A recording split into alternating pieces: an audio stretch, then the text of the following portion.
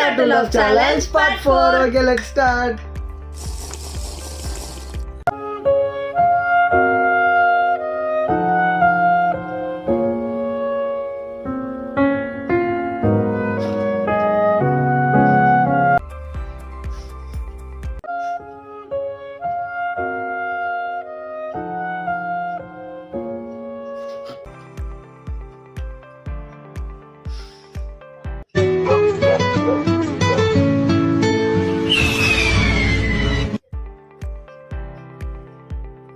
ஆண்டவனால் நிச்சயிக்கப்பட்ட இந்த திருமணத்தில் யாருக்கும் விருப்பமில்லை எனில் உடனே தெரிவிக்கவும்.